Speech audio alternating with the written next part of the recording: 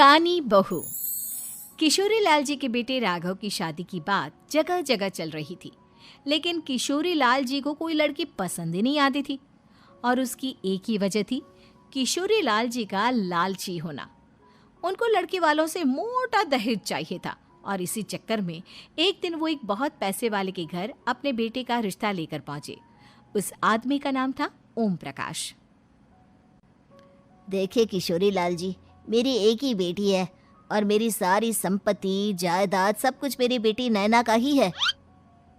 पापा, नाम से लगता है बहुत खूबसूरत होगी। कितना अच्छा नाम है ना, नैना। ओ, वैसे बात तो सही है आपकी।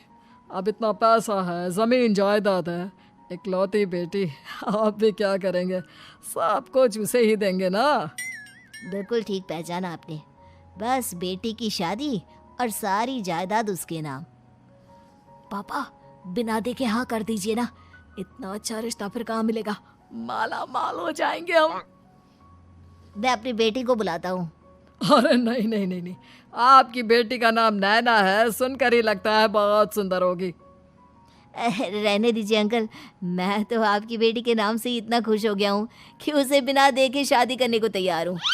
अब तो मैं उसका चेहरा सीधे शादी के बाद ही देखूंगा। और इस तरह राघव नैना का चेहरा नहीं देखता और उससे शादी कर लेता है। शादी के बाद अपनी सुहाग रात पर जब राघव नैना का घूंघट उठाकर देखता है तो नैना की आंखें बंद थी। कितने खूबसूरत हो तुम नैना, जरा अपनी आंखें खोलकर मेरी तरफ देखो तो सही। नहीं, मुझे शर्म आती है। अरे, मैंने तुम्हें शादी से पहले भी नहीं देखा, और अब अगर तुम आंखें खोलकर मुझे देखोगी भी नहीं तो मुझे अच्छा कैसे लगेगा?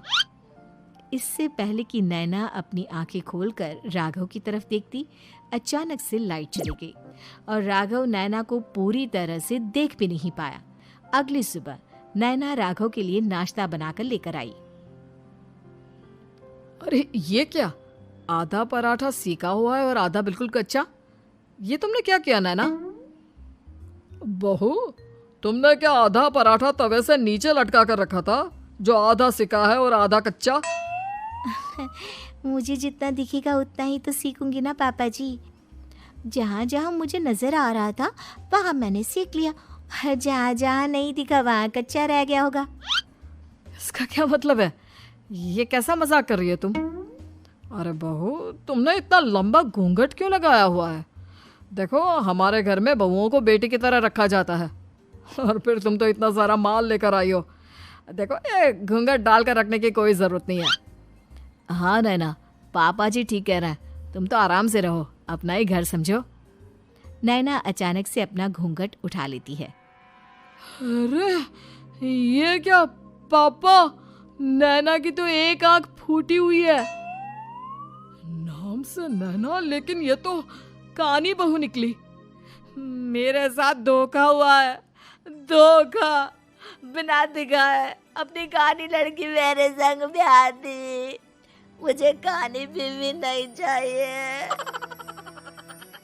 मुझे अभी ओम प्रकाश जी से बात करनी पड़ेगी। आखिर उन्होंने मेरे साथ ऐसा किया क्यों? अरे, आप लोगों ने ही तो पापा से कहा था कि आप लोग शादी से पहले मुझे देखना नहीं चाहते। अब मेरे पापा पर क्यों इल्जाम लगा रहे हैं? अरे लेकिन उन्हें बताना तो चाहिए था ना कि तुम कानी हो, एक आंख से तुम्हें दिखाई नहीं देता। किशोरी लाल और राघव नाराज होकर ओम प्रकाश को अपने घर बुलाते हैं। पापा जी, ये आपने क्या किया? शादी से पहले बताया क्यों नहीं कि नैना की आंखों में परेशानी है? अरे, आप ही ने तो लड़की देखने से मना कर दिया था। और लेकिन आप बता तो सकते थे। आपको तो हमारी बेटी की प्रॉपर्टी चाहिए थी, वो भी पूरी की पूरी। अब क्या हुआ अगर उसे आधा दिखाई देता है? प्रॉपर्टी तो आपको पूरी मिल गई ना। अरे ये क्या बात हुई? मेरी शादी प्रॉपर्टी से नहीं, आपकी बेटी से हुई है। अब ये तो पहले सोचना चाहिए था, तब तो मेरी प्रॉपर्टी देखकर तुम्हारी जुबान लप लपा रही थी। लेकिन मैं कानी लड़की को अपनी बीवी बनाकर नहीं रख सकता। पापा, कुछ करिए ना आप। हाँ, करता हूँ। देखिए ओम प्रकाश जी, आप हमारे साथ ऐसा नहीं कर सकते। और तुम देखो, अगर तुमने मेरी बेटी से शादी तोड़ी ना, तो जो भी प्रॉपर्टी मैंने तुम्हें दी है वो तो पूरी की पूरी वापस ले ही लूँगा, और आधी प्रॉपर्टी तुम्हारी भी लूँगा। अरे मेरी आधी प्रॉपर्टी भला क्यों लेंगे आप? इसलिए क्योंकि मेरी बेटी को आधा नजर आता है और उसकी नज़र अभी तक तुम्हारी आधी जायदाद पर ही पड़ी है। अब तुम उसे घर से निकालोगे तो कुछ तो लेकर जाएगी ना। और अगर हम आपकी बेटी को अपने घर की बहू बनाकर रखे तो? तो तुम्हारी पूरी प्रॉपर्टी तुम्हारी ही रहेगी, और जो मैंने तुम्हें दिया है ना, उसमें से बस मैं आधा लेकर जाऊंगा। अरे लेकिन अब आप अपनी दी हुई प्रॉपर्टी में से आधी वापस क्यों लेकर जाएंगे? अगर मैं आपकी बेटी को अपनी पत्नी बनाकर रखने को तैयार हूं तो? इसलिए ताकि भविष्य में अगर तुम मेरी बेटी को धोखा दो तो उसके पास कुछ तो रहे जो पति का हो। वैसे मेरे पास तो बहुत कुछ है, लेकिन अपने पति की कोई निशानी तो उसके पास होनी चाहिए ना। अब अगर तुमने मेरी बेटी को कहानी कहा तो तुम्हें प्रॉपर्टी भी कहानी ही मिलेगी, पूरी नहीं। जमाए राजा। किशोरी लाल और राघव समझ चुके थे कि वो बुरी तरह फंस चुके हैं और अब उनके पास वहां से निकलने का कोई चारा नहीं है। अब समझ में आया ना, लालच बुरी बला होती है। एक तो तुम्हें प्रॉपर्टी मिली, ऊपर से बीवी मिली, उसमें तुम्हें नखरे भी दिखाने हैं।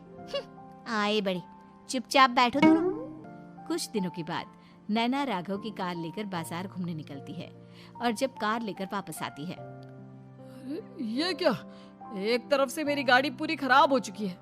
लगता है तुमने मेरी गाड़ी को किसी दूसरी गाड़ी के साथ एक्सीडेंट किया है। अरे अरे कितना बड़ा नुकसान कर दिया तुमने बहू। वो क्या है ना पापा जी, मुझे एक आंख से दिखाई नहीं दे रहा था, सामने से गाड़ी आ रही थी।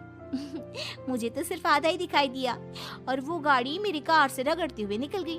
अब मैं क्या करूं बताओ? आप इसे ठीक कराने के पैसे कौन देगा? तुम्हारे पापा। तुमने मुझसे इस तरह से बात की? अभी रुको। नैना राघव की शिकायत ओम प्रकाश को कर देती है। देखो राघव, अब जो मेरी आधी प्रॉपर्टी तुम्हारे पास थी ना, उसमें से आधी और मैं लेकर जाऊंगा, क्योंकि तुमने मेरी बेटी को डांटा। अरे नहीं नहीं पापा जी, गलती हो गई, माफ कर दो। गलती की तो कोई गुंजाइश ही नहीं। अगली बार मेरी बेटी को डांटा तो बची हुई आधी में से आधी और ले जाऊंगा। लालच के चक्कर में हम दोनों ने बहुत बड़ी गलती कर दी बेटा। एक तो तुम्हें कानी बहू मिली और ऊपर से जो माल मिला वो भी काना। इस तरह राघव की हर एक गलती पर ओम प्रकाश उसकी प्रॉपर्टी का आधा आधा हिस्सा लेकर अपना सारा माल वापस ले गया और राघव को कानी बीवी से काम चलाना पड़ा। भाई लालच वाकई में बुरी बला है।